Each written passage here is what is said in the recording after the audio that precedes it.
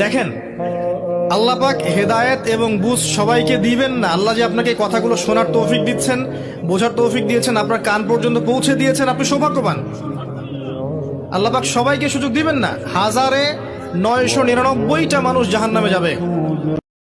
এই দুনিয়াটা জান্নাত নয়, কিন্তু এই দুনিয়াতে যদি কারো ঘরে একটা নেককার স্ত্রী থাকে, সে ফিল করতে পারে জান্নাত কাকে বলে। সে ফিল করবে।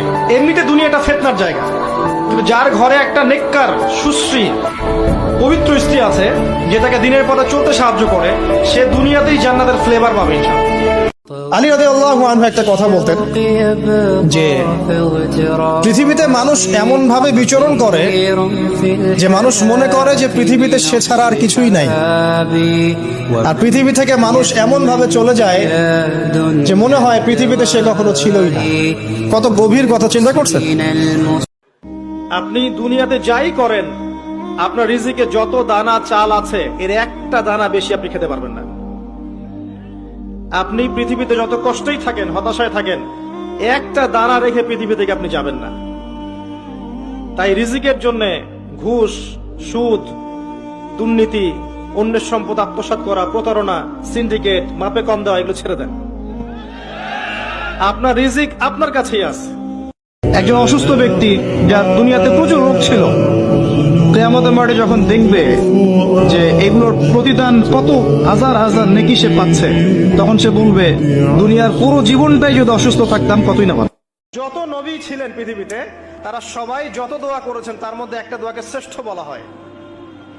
শিখিয়ে দেব কোনটা? সেটা হলো লা ইলাহা ইল্লাল্লাহ ওয়াহদাহু লা শারীকা লাহ লাহুল মুলক ওয়া লাহুল হামদ ওয়া হুয়া আলা কুল্লি শাইইন কাদির। এই দোয়াটা দিনে যে ব্যক্তি 100 বার পড়বে, দিনে যে ব্যক্তি 100 বার পড়বে, ওই দিন আল্লাহর লিস্টে ওই ব্যক্তি ছাড়া বেশি আমলকারী কেউ হতে পারবে না। ধোকা দিও না। মান গাসসা ফালাইসা মিন্নি। যত বড় নামাজি হও, রোজাদার হও, হজ করেনেওয়ালা হাজি হও, অন্যকে, আরে অন্য তো দূরের কথা, জানোয়ারকেও যদি ধোকা দাও, তুমি আমার উম্মত না। মান গাসসা, গাসসা মানে ধোকা। ফালাইসা মিন্নি, তুমি আমার উম্মত না, অন্যকে হতে পারে। আমার উম্মত হবে, মুসলমান হবে, আর অন্যকে ধোকা।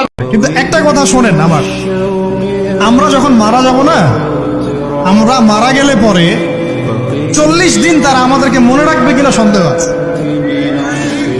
বিশ্বাস করছেন না? এই যে আমাদের অনেক আত্মীয় স্বজন মারা গেছে না, বছরে একটা বারো কি কবরস্থানে কেউ গিয়েছে? হয়তো যায়, মৃত্যুবার্ষিকী ওই দিন যায়, তাই না? দেখেন, আমরা কিন্তু আস্তে আস্তে ভুলে গিয়েছি তাদেরকে, আমরা ব্যস্ত হয়ে গেছি। ঠিক একইভাবে তারাও আমাদেরকে ভুলে যাবে।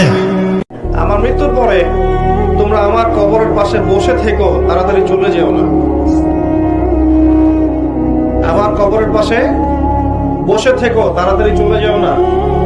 একটা উট জবাই করে গোশতগুলো বন্টন করতে যত সময় লাগে, এতটুকু সময় তোমরা বসে থেকো, যাতে আমি প্রশ্ন উত্তরের প্রিপারেশন নিতে পারি।